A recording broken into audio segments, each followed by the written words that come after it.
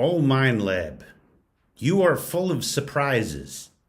Let's see. Minelab metal detectors. Xterra Pro by Minelab is making waves in Asia. Stay tuned for more details in the coming weeks. Xterra Pro, fully waterproof, fully loaded treasure detector. So this is from treasurehuntingworld.com, and it seems we're going back in time a little bit. The Xterra Pro, a machine with selectable frequencies, but no simultaneous multi-frequency. The article goes on to say, we understand that testing has been taking place in China for the past couple of months and that the new machine is now rolling out to dealers there. And it goes on to say that the price in China is 5,200 yuan, which equates to approximately $760 US. I've heard that they do a different type of detection in China.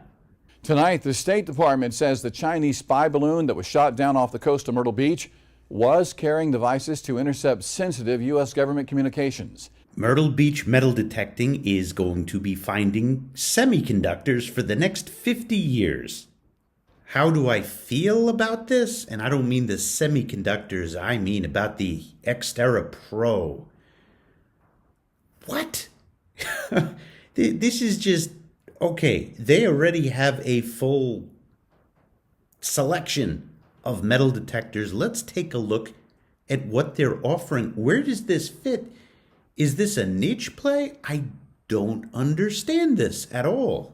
All right, so these are the detectors that Minelab is currently in production with. Go Find series, that is absolute beginner. Vanquish 340, that is a phenomenal value starting around $200. Works its way up into around the high 400s with the Vanquish 540. I have that one, excellent detector. And then we have the Equinox series, which is the start of the higher end. Okay, for those of you just joining the wonderful hobby of metal detecting, the Equinox series, to me, and really to many, as evidenced by, look at all the YouTube videos that are out, recent metal detecting videos. It's the industry standard. You'll see almost everybody using the Equinox. And that's because of its great target separation. It took a huge leap forward with that. That's why you see it across YouTube, across TikTok, Facebook, all over the place. Anywho, and you have the Manticore, Excalibur, which I'm yet to try, CTX, which has been in production, I believe, since 2012. People disagree with me. I realize it. You need to retire that detector. The Manticore is the real top detector, top dog Minelab has right now in its treasure detecting choices. There's the Manticore, and we've covered that extensively lately. Do I think it's a step up from the Equinox? I do, a slight one. But that was a progressive detector. So wait a second. Are we making this detector to fit in between the niches here, which really neatly go from less than $200 all the way to $200 with very little spacing? I meant less than $200 to $2,000 as price points, not niches. Sorry. And if it goes for the price that is the equivalent to the Chinese price in US dollars, that puts it ahead of the Vanquish series. No, wait, looky here. $760, 630 euros. That equates to a price that is significantly higher than the Minelab Equinox 600. What? And that goes against the grain. That goes against the simultaneous multi-frequency Kool-Aid. Did you drink the Kool-Aid? Now, I just referenced this in a recent video, but this is Treasure Search magazine from 1979. And you have a reference saying that we went down 10 to 18 inches below the surface of the ground. We've been going deep for a long time. I do drink the simultaneous multi-frequency Kool-Aid, but that's especially true in terms of separation. Like when you have multiple targets in close proximity, some are big, some are small, you'll have a better chance of making sense of all of them. I have witnessed that with simultaneous multi-frequency.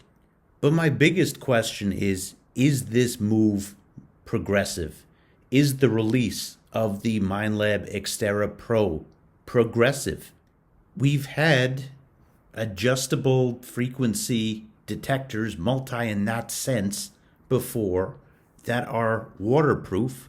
One that comes to mind is the Nocta Macro Amphibio Multi. The build of the detector does look progressive, I will give it that. My beloved Equinox had the worst build quality, at least in terms of the shaft and, of course, the well-documented leaking issues. But it's one that's not expected to outperform the Manticore, and the price seems inflated for all of the push that there has been from Minelab about simultaneous multi-frequency. And I'm a little bit perplexed about bringing back the Xterra. Now, I saw one nostalgic video about it, but the one that really seems to be the groundbreaking device that perhaps put Minelab on the map was the Sovereign.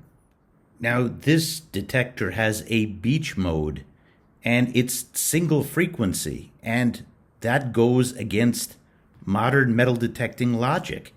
Now, take a look at this. This is one you might not have heard of, but this is an up-and-coming company, Tarsace, that has been on my radar for a while, that I've heard very positive things about. Now, this is a one frequency at a time beach detector that has its own technology, and it kind of got washed away, or became an afterthought, not washed away, because it's a single frequency beach detector. And that is so out of style right now. Take a look at this bold claim by Tarsace. Tarsace MTD 8000 is the deepest metal detector in mid to highly mineralized soil and black sand. And of course, let's watch Georgi from Nexus Metal Detectors break the internet with his single frequency beast. It appears to be a coin, a large one.